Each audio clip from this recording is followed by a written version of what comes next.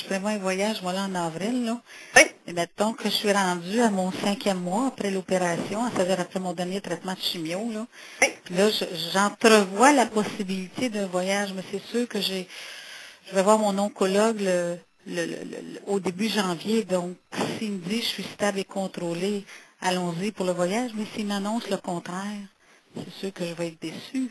Mais Ouais. par contre, il y a peut-être une possibilité de le reporter dans un autre temps. C'est ça. Fait que c'est important d'avoir la discussion. Parce que je ne pourrais pas vous dire qu'est-ce qui va être la réponse, parce que chaque Ouais. individu est différent, puis chaque contexte est différent. Mais c'est important d'avoir ces discussions-là avec les médecins. J'ai prévu telle chose. Euh, Qu'est-ce que je fais? Puis l'équipe va, parce que c'est arrivé, tout dépendamment des contextes. Des fois, on va recommander, ouf, voyager à telle place avec tel traitement, ça risque d'être compliqué. Si tout va bien, tout va bien, mais si vous avez besoin d'être hospitalisé, c'est moins facile. C'est aussi d'explorer des différentes situations, quelles sont vos assurances, comment Oui. ça fonctionne, c'est quoi la situation Oui. financière. Il y a différentes choses à penser. Ah ouais. S'il y a un voyage de prévu, tout dépendamment où le voyage est prévu, puis tout ça, mais tout dépendamment des contextes de chaque femme, c'est arrivé où on a dit, bon, OK, vous êtes en traitement de chimiothérapie. Avec cette chimiothérapie-là, pourquoi qu'on ne retarde pas le traitement d'une semaine pour que vous puissiez faire votre voyage? Oui, mais le cancer progresse pendant ce temps-là, non? Ça dépend de chaque situation. Pas Ben nécessairement. oui. Ah, OK. Moi, j'ai toujours pensé qu'automatiquement, il progressait. Puis, tout dépendamment de où vous êtes dans la trajectoire de la maladie, c'est important d'avoir la discussion avec le médecin. Qu'est-ce que le traitement va me donner? Est-ce que le traitement est là pour me guérir, donc éliminer mon cancer? Ou est-ce que le traitement, l'objectif du traitement, c'est de contrôler mon cancer, de ralentir la progression de mon cancer? OK. Fait que les contextes sont différents à ce moment-là. Tout à fait. OK? Fait que c'est important d'avoir cette discussion-là. Une autre discussion, parce que on sait que un diagnostic le plus tôt possible sauve des vies quand on parle du cancer de l'ovaire. Pas vrai? Oui, c'est vrai, mais c'est quoi la définition de le plus tôt possible? C'est ça. Donc, on veut des Ah, voilà. stages plus tôt. On diagnostique à un stage plus tôt. Il y a plus de chances de guérison que si un cancer est diagnostiqué à un stage plus avancé. Avec la récidive, on a des femmes, des fois, qui vont avoir une récidive de leur cancer. Elles se sentent bien. Elles n'ont pas beaucoup de symptômes ou pas du tout. Puis on sait qu'elles ont une récidive ou bien à cause d'un CA125 ou à cause d'un CT scan. C'est quoi l'impact de commencer un traitement tout de suite ou d'attendre une couple de semaines ou une couple de mois? Fait que ça, c'est une discussion que je vous encourage à avoir avec vos médecins. Ah, tout à fait. Moi, c'est Marielle. J'ai eu cette discussion-là avec mon médecin. Oui. J'étais j'avais un scanner à passer et je pouvais partir la semaine d'après. C'est sûr que je prenais pas l'avion, là, on s'entend que c'est différent. Mais lui, il dit, go, vas-y, ça peut juste t'aider. C'est ce qu'il m'a répondu. J'ai dit, je m'en vais à tel endroit, je sais que... mais moi, je lui ai demandé pour me sécuriser. Où je peux me rendre dans un hôpital en oncologie, tout près d'où je vais, pour me sentir sécurisée, moi, quand je partais, s'il y a l'urgence de me présenter. Ah, Il m'a donné les renseignements. oui. Alors, je suis partie comme la tête tranquille. Je me suis dit, si j'ai vraiment un malaise important pendant cette semaine-là, ben, au moins, je sais qu'il y a une solution à quelques minutes de l'endroit où je m'en vais. Oui, Mais ça me fait du bien, évidemment. absolument. Puis, la gynéco-onco, là, je vous dirais que c'est... Le Canada nous semble immense. Mais je fais partie de la Société de gynécologie-oncologie du Canada.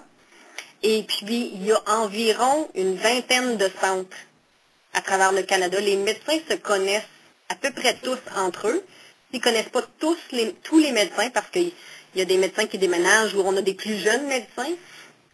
je vous dirais qu'en principe, ils connaissent au moins un médecin à un centre ailleurs. Fait que les centres spécialisés, les médecins les connaissent. Fait que c'est quelque chose qu'ils sont en mesure de vous répondre, là, comme comme votre médecin vous l'a fait. Oui, je l'ai apprécié parce que c'est vrai que ça m'a fait du bien de sortir de ma routine de maison-hôpital. Oui. En l'attente d'une décision à la maison ou en voyage, je pense que ça ne change rien là, dans mon corps, là, finalement. Absolument. Je vous remercie beaucoup. Moi, j'ai terminé ma partie de la présentation. Je suis encore disponible si vous avez des questions. Ben, merci beaucoup. Ça a été très dynamique. J'ai fait la même présentation la semaine passée en anglais. Puis je vous remercie beaucoup, beaucoup, beaucoup. Je trouve ça bien le fun comme infirmière quand tu présentes puis qu'il y a de l'interaction comme ça puis c'est dynamique. Fait que je vous remercie beaucoup à tous et chacune pour votre participation. Ben, on vous remercie à vous, Mme Jonquière. Bonjour toutes les filles. Vous autres aussi. Bye bye tout le monde. Merci, madame. Ben, bienvenue. Céline en passant. Merci, Lynn. Est-ce que vous avez d'autres questions? Est-ce qu'il y aurait quelqu'un qui aurait d'autres questions? Moi, j'aurais eu une question encore. Oui. Oh, parce qu'on a encore... C'est correct? Oui. OK. J'ai peut-être un dada, mais je reviens à ce que je disais tantôt, c'est Jacqueline. Le projet de recherche, quand on me l'a donné, Oui. j'ai regardé ça, je l'ai gardé à peu près, je dirais 2 semaines, 1 mois, je l'ai détruit. OK. Je l'ai jeté. Par contre, puis je reviens à ça, pourquoi j'ai la difficulté, c'est que quelqu'un très très près de moi m'a fait une remarque sur le projet de recherche, et puis on me dit, ben c'est sûr qu'on ne donne pas toute l'information parce que si on donnait tous les pour et les contre sur les 3 choix que tu as, peut-être que les gens choisiraient peut-être tous le même. OK. Parce qu'il y aurait peut-être plus d'avantages et moins d'inconvénients à un certain des 3 traitements que comparativement aux 2 autres. Donc, comme c'est des projets de recherche, si tout le monde choisit le même, ils ne sont pas capables d'évaluer les 2 autres. Donc, c'est pour ça que je disais, j'ai pas aimé cette sensation-là parce que je me sentais vraiment comme cobaye. Je me dis, quand je pose la question, qu'est-ce qu'on ressent, qu'est-ce que ça fait, quels sont les avantages et les inconvénients, on me dit, ben, ça varie d'une patiente à l'autre. La semaine passée, on a eu une qui a fait une crise d'angoisse, l'autre, non, c'est pas ça, je veux qu'on me dise, bon, le traitement 1, c'est ça, le 2, ça, et le 3, ça. Ouais. À l'intérieur de ça, faites votre choix. Puis, C'est aussi clair que ça que je l'ai vu comme ça la prochaine fois si j'ai à le faire.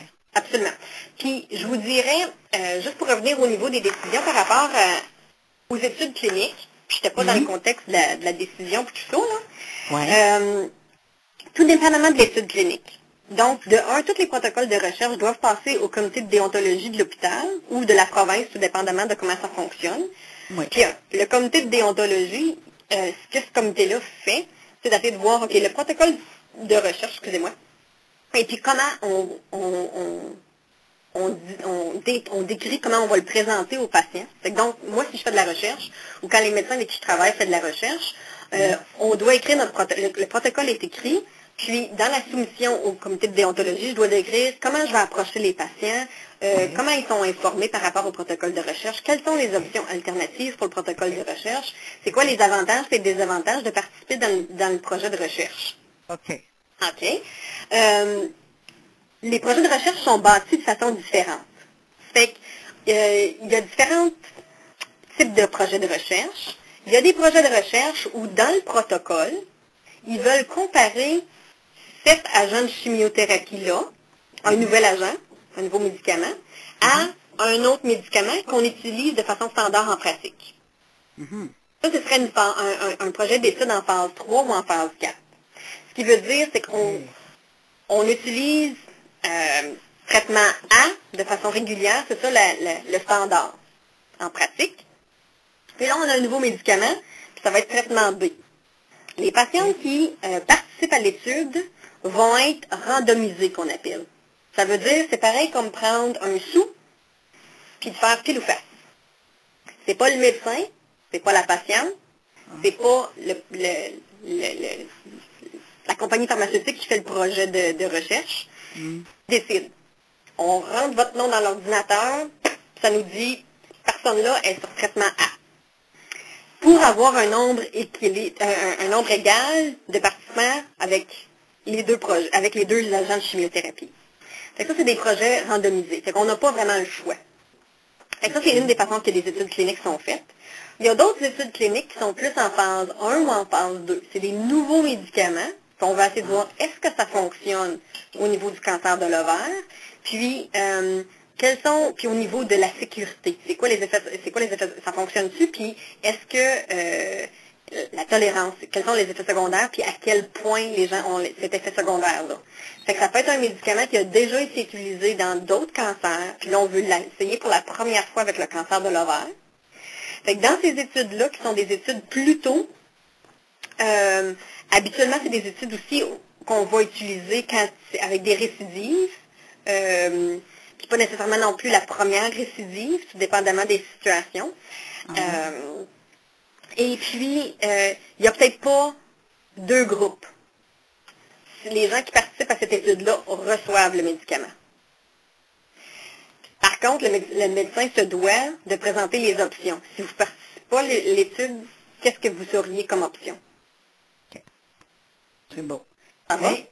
Oui, mais par contre, vous avez répondu à une question que je me posais, là, puis dans votre réponse, vous y avez répondu. J'ai toujours cru que les projets de recherche n'étaient faits que pour les phases 4. Non. C'est aussi pour les phases 3? On a toutes les phases. Ah, donc, oui, là, vous avez parlé de 1 et 2 aussi tantôt. Phase 1, c'est des nouveaux médicaments qui sont utilisés pour la première fois chez des humains. Donc, les fois avant, elles sont utilisées ou bien avec des animaux ou avec des cellules pour voir est-ce qu'il semble avoir une interaction entre le médicament et puis les cellules cancéreuses ou dans un animal chez lequel il y a eu avec un cancer de l'ovaire dans ce cas-ci. Là. OK, ça c'est la phase 1? Oui, ils sont plutôt rares, les études de phase 1. Il y a seulement certains centres qui font des études de phase 1. Puis habituellement, c'est des études avec très peu de patients. Donc, on cherche à avoir 20 personnes. Tandis que les phases 3 ou les phases 4, on va essayer de voir est-ce que ce traitement-là est meilleur qu'un autre. Puis c'est des traitements qui ont déjà été utilisés en phase 1 et 2. Donc, à ce moment-là, on cherche là, souvent 200, 300, 900 patients. Là. Ça va être des projets de recherche. Les phases 3, phase 4, c'est des projets de recherche vraiment nationaux. Donc, il n'y a pas juste un centre hospitalier qui fait le projet. C'est vraiment beaucoup de centres hospitaliers qui vont offrir le même. Ça peut être national, international. Pour essayer d'être capable de recruter le plus de nombre de patients, puis qu'on ne fait pas une étude là, qui nous prendrait 10-15 ans avant de pouvoir recruter des nombres suffisants de patients pour démontrer que oui, c'est bénéfique. Parce que ce qu'on veut savoir, c'est que s'il y a quelque chose qui fonctionne mieux que quelque chose qu'on utilise déjà, ben on veut le démontrer puis de le mettre accessible à tout le monde le plus tôt possible. Puis le contraire aussi, si quelque chose ne fonctionne pas bien, ben on ne veut pas l'utiliser pendant des années avant de l'enlever. Puis souvent, les études cliniques vont avoir des mécanismes pour être capables de regarder aux données avant d'avoir complété l'étude. OK. Donc, les chercheurs vont planifier, on met X nombre de patients, puis après ça, on regarde les données sur ces patients-là pour voir est-ce que ça semble fonctionner ou pas. Puis si de façon drastique, les statistiques nous disent que ça fonctionne super bien ou ça fonctionne vraiment pas bien, le projet de recherche est arrêté. OK.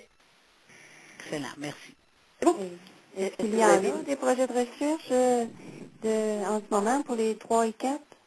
Je vous dirais, ça dépend de votre centre hospitalier. OK. Il y en a à Québec, mettons? Je ne pourrais pas savoir ce qui se passe à Québec. Ah, OK. Parce que de parler à votre oncologue, des fois, déjà, il y a certains centres hospitaliers qui vont mettre de l'information sur leur site web. Puis je vous dirais que, en tout cas chez nous, en ce moment, on n'est pas trop bon à faire ça. Là. Mais la meilleure façon de savoir au niveau des études cliniques, c'est de poser la question au médecin. OK. Mais je vous dirais, les gros centres universitaires en gynéco-onco participent à différents types de recherches. Puis tout dépendamment des protocoles qui sont accessibles en ce moment. Là. Je sais qu'il y a des études cliniques en ce moment qui sont offerts au niveau du cancer de l'ovaire. Et puis, c'est à savoir si vos centres en participent. Puis, il y a différents critères. On a des projets de recherche, des fois que c'est seulement pour les patientes qui viennent d'avoir un diagnostic. D'autres fois, c'est des projets de recherche pour des femmes qui ont des récurrences. Ça dépend.